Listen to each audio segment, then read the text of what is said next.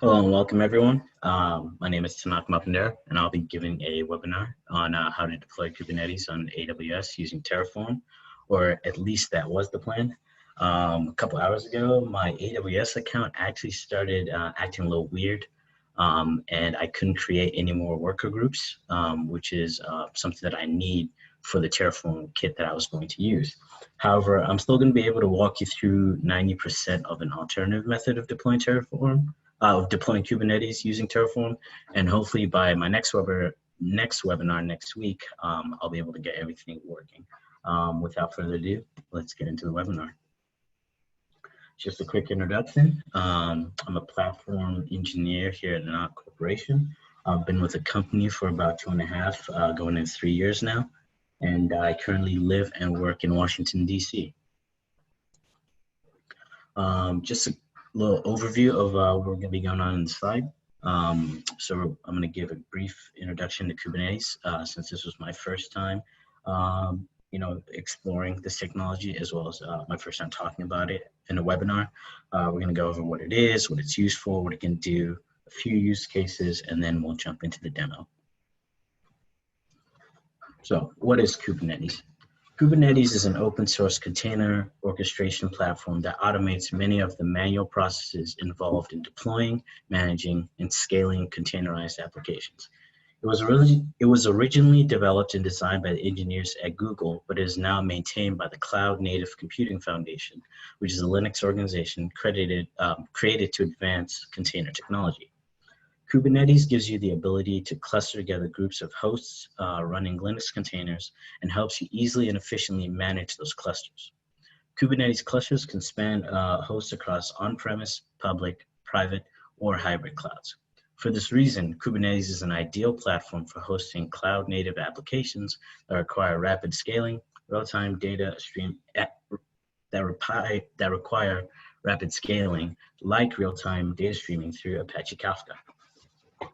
Containers support VM-like separation, but with far less overhead and far greater flexibility. As a result, containers have reshaped the way people think about developing, deploying, and maintaining software. In a containerized architecture, the different services that constitute an application are packaged into separate containers and deployed across a cluster of physical or virtual machines. But this gives rise to the need for container orchestration, a tool that automates the deployment, management, scaling, networking, and availability of container-based applications. So why use Kubernetes? I've mentioned containers and container orchestration. So some of you may be wondering, how does Kubernetes differ from other container technologies such as Docker, Docker Swarm, and Mesos? In regards to Docker, Kubernetes actually makes Docker better by allowing you to automate container provisioning, networking, load balancing, security, and scaling across all these nodes from a single command line or dashboard. But Kubernetes does replace Docker Swarm, an orchestrator formerly bundled with Docker. It's still possible to use Docker Swarm instead of Kubernetes, but Docker has chosen to make Kubernetes part of the Docker community and Docker Enterprise editions going forward. Realistically speaking, Kubernetes is significantly more complex than Docker Swarm and requires more work to deploy. But the work is intended to provide a big payoff in the long run by ensuring a more manageable, resilient application infrastructure. However, for smaller projects, Docker Swarm is the smarter choice. As for Mesos, that technology does in fact offer container orchestration services, but it takes it to a whole new level. Mesos is a cloud operating system that can coordinate both containerized and non-containerized components. To that end, a lot of different platforms can run within Mesos, including Kubernetes itself. So what can Kubernetes do? Containers are a good way to bundle and run your applications. In a production environment, you need to manage the containers that run the applications and ensure that there's no downtime. For example, if a container goes down, another container needs to start. Wouldn't it be easier if this behavior was handled autonomously? This is where Kubernetes found its setting. It takes care of scaling and failover for your application, provides deployment patterns, and more. Its main features include Service discovery and load balancing.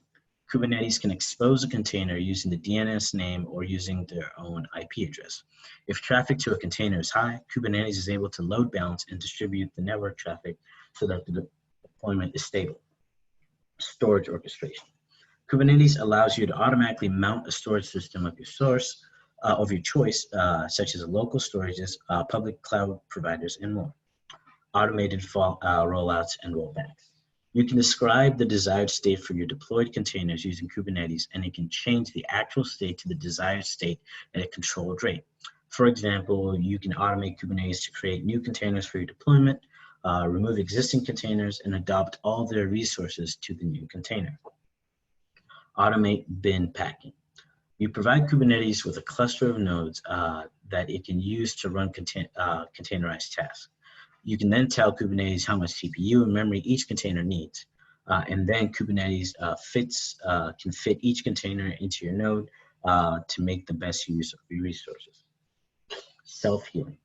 Kubernetes restarts containers that fail, replaces containers, kills containers that don't respond to your user-defined health check, and doesn't advertise them to clients until they're ready to serve. And finally, secret and configuration management. Kubernetes lets you store and manage sensitive information such as passwords, OAuth tokens, SSH, and SSH keys.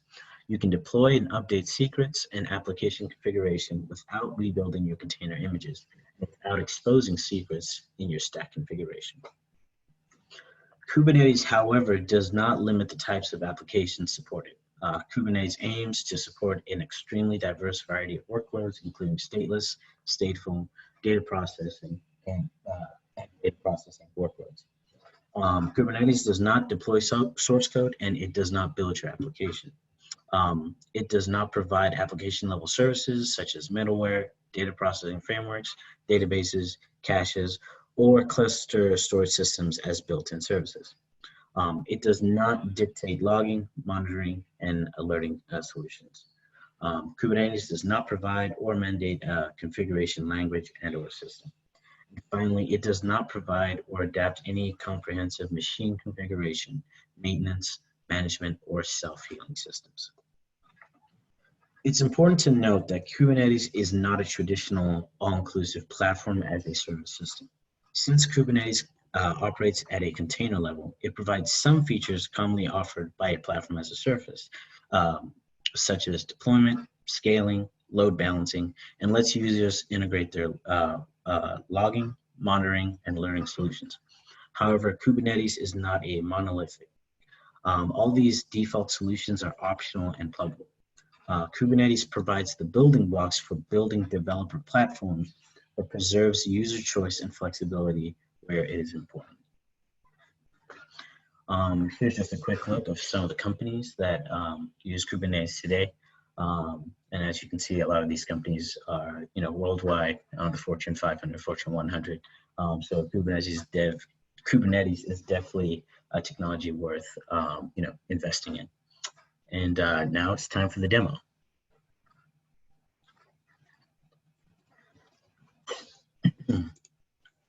So with this demo, there are a bunch of prerequisites that we need to install. We need to install Java, Git, Jenkins, which is an automation server for deployments, Terraform.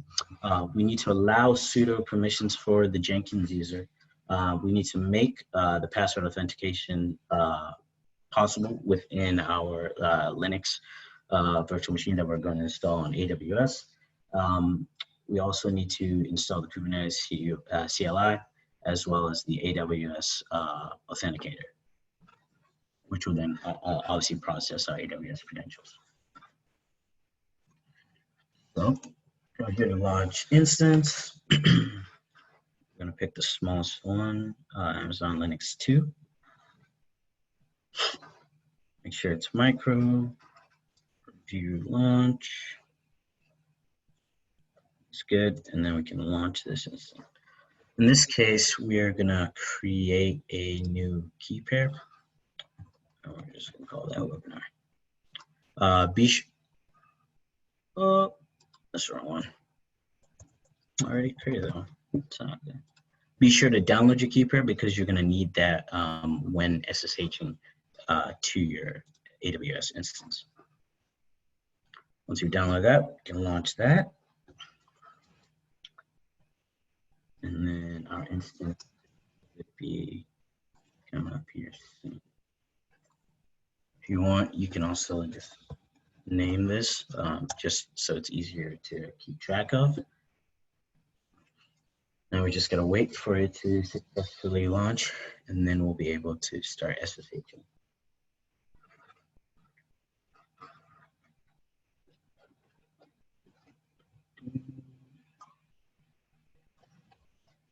Meantime, I'm gonna copy down the IP address over here. And then, oh, that's ready. We can go over here and start getting ready to SSH into our instance. I'm using a platform called MOBA Extern. It's just something I found recently. I'm able to SSH, fairly smooth into our instance. I know some people prefer to use PuTTY, and that is a possibility. However, you will need to use PuTTyGen to transfer the key that you downloaded from AWS because they're in a different format. And also that was providing a bunch of issues, but this one was able to go pretty smoothly. So we'll fill that out. That's the IP address we just copied over. Specify username.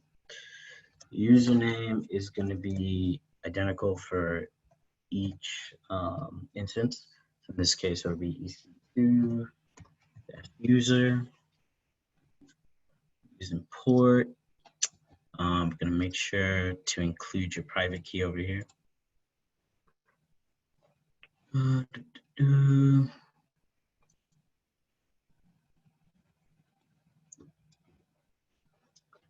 Oh, no. Where are you? There we go. Let's go back here. All right, awesome. Looks like our instance is up, so we should be good to SSH in. Port 22. Everything looks good. Awesome. So we were successful into SSH. So next, what we need to do is become the root user. So that'll be sudo -i.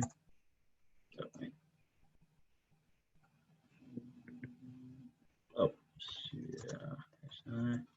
There we go. And now we can install Java and Git.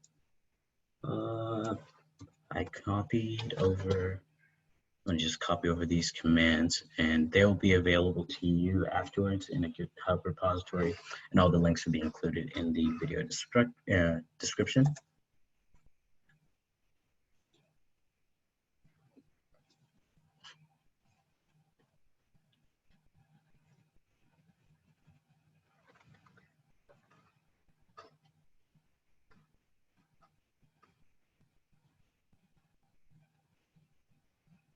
Awesome, that looks like it was complete, and we're just gonna check real quick. So Java-version. Awesome, Java's in there. And then let's test Git. And there's Git as well. Cool. Next, we're gonna install Jenkins, which is gonna be our automation server.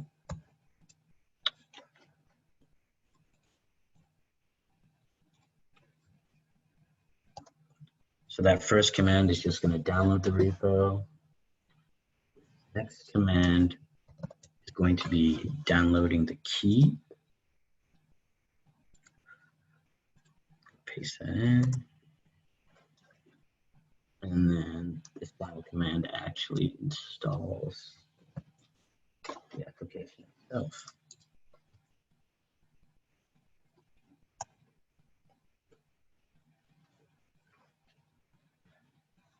Just okay, yes.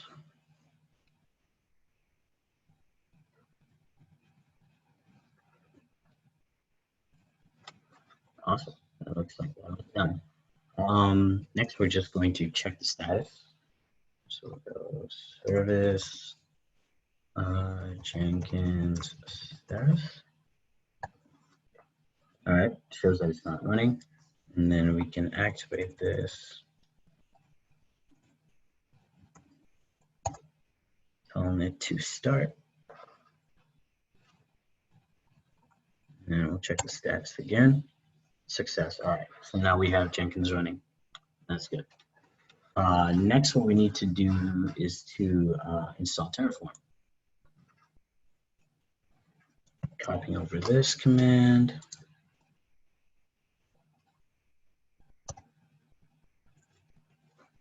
Download it. The next command is actually going to unzip file. And finally, moving Terraform over to the right directory.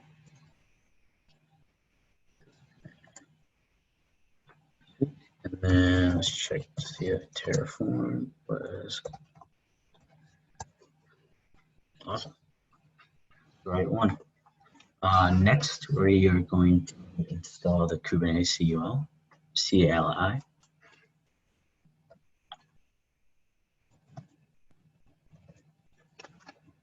Copy over this command.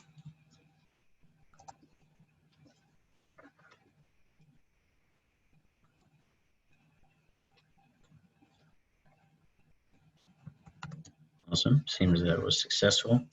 And then next, we're also going to copy over the AWS Authenticator, which is going to, which you're going to be using to configure your AWS credentials.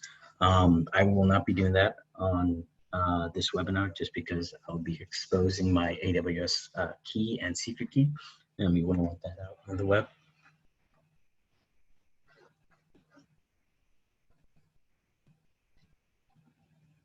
Awesome, that's done. Okay, so that should be about it for installing our tools. Now it's just to make sure that we have the right permissions. So next we need to allow sudo permissions for Jenkins.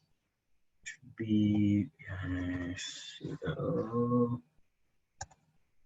Perfect, and we're going to be adding the line. Okay. Scroll down a bit. Yeah, right here.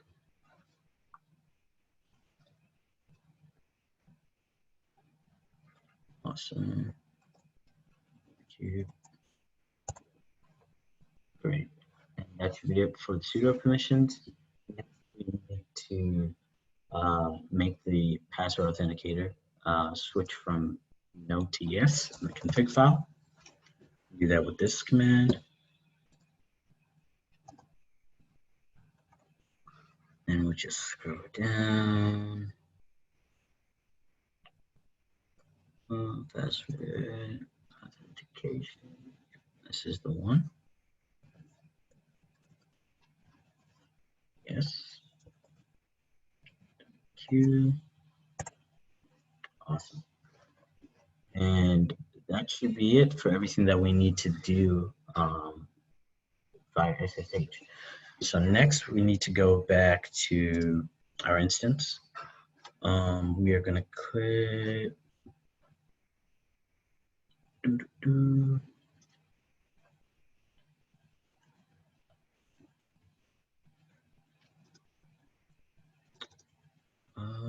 where oh, right here. I'm going to be clicking on security groups for the instance that we created. Dun, dun, dun. Here.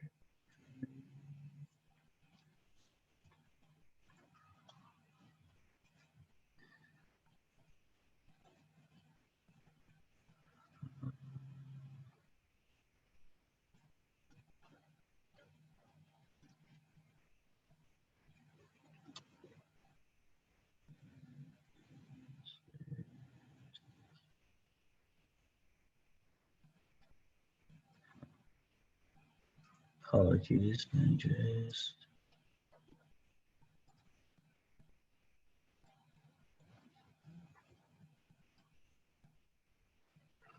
which was it?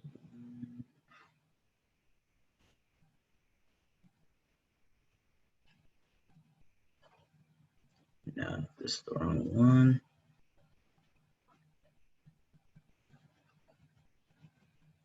Yep.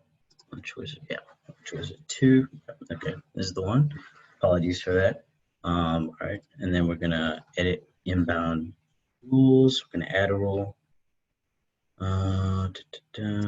Port range, I'm gonna change that to 8080. It's gonna be custom. Make sure that's good over there. And that should be good for us. And then pretty much this is going to allow us to, configure Jenkins, and then we'll actually be able to go to the Jenkins portal. So after that, let's see, go back to AC2. I need to go to our instances actually. And by the way, these were all the worker groups that I was telling you about. Every time that they get deleted, they actually end up popping back up. I believe I know why, and that has to do with the auto scaling. That's part of the Terraform plugin / starter kit I was trying to use. For some reason, the documentation for that kit is a bit complete because it doesn't tell me how to disable the auto scaling. But yeah, every time I delete it or terminate the instances, they just pop back up. So hopefully I'll be able to resolve that next time.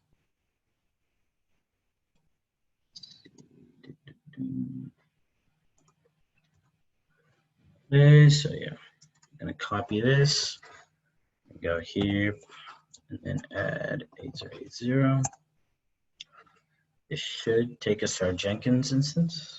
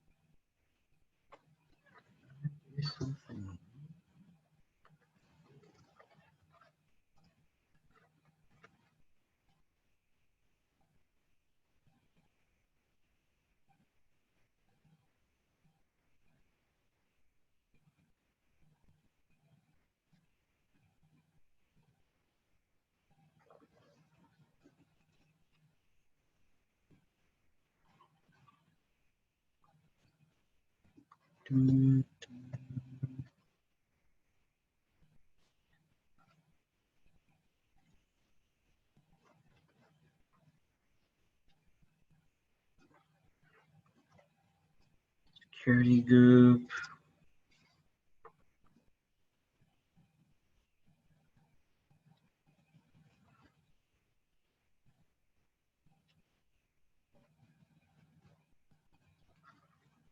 Inbound rules.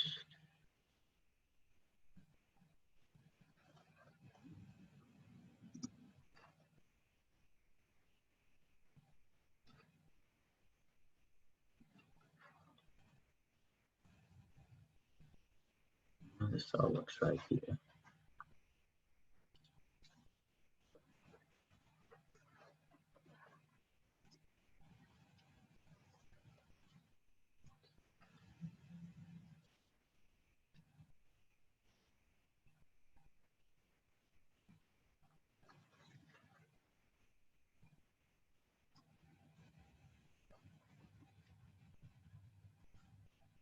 Yeah, copy the right link. Try again.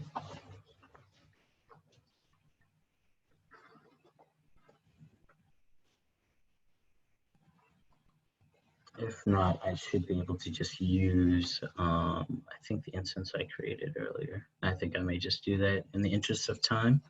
Apologies for the wait. Yeah, it looks like that way.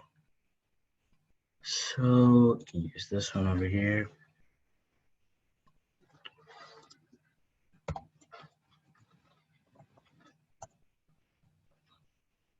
Okay, awesome. So yeah, this one does work. Pretty much what you just would have seen is just like the first time you're visiting Jenkins, it would ask you to go back to your SSH console, where you would need to go to the path it's requesting, get the password, enter the password back on the browser. After that, you just set up your Jenkins account, and then you're good to go.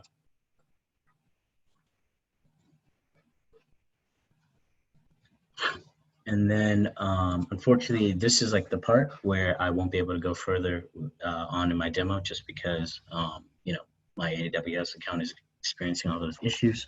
But in Jenkins, you would actually create a new job. And within that job, you create a new pipeline. Let's say, what was oh yeah. So this is where, enter the name, click on, sure, let's make it 2. Click on pipeline, click OK. And then down below here at the script is actually where you paste in your Terraform script. And this one would actually be the thing that builds up your Kubernetes cluster. Again, unfortunately, can't do that just because it won't allow me to add any more work groups to my AWS. But definitely something I plan to resolve by my next webinar next week. But yeah, that about does it for the demo. So I'll go back.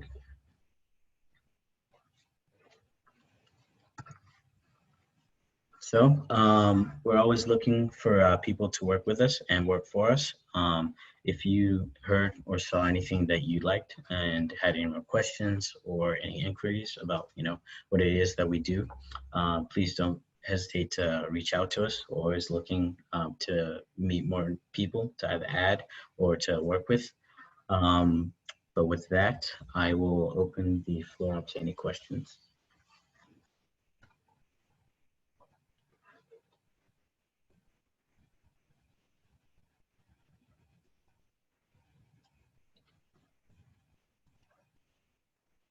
Mobex term is awesome. Yeah, I actually just found out about it recently. Awesome. If there aren't any questions, I'll probably just bring my webinar to a close. But just want to say thank you everyone for tuning in. It's been a pleasure. Again, terribly sorry that I wasn't able to get you my full demo. I really don't know why Amazon just started kind of betraying me at the last second. But again, I really hope to take care of those issues, and hopefully I can bring you the full experience next Tuesday. With that, take care.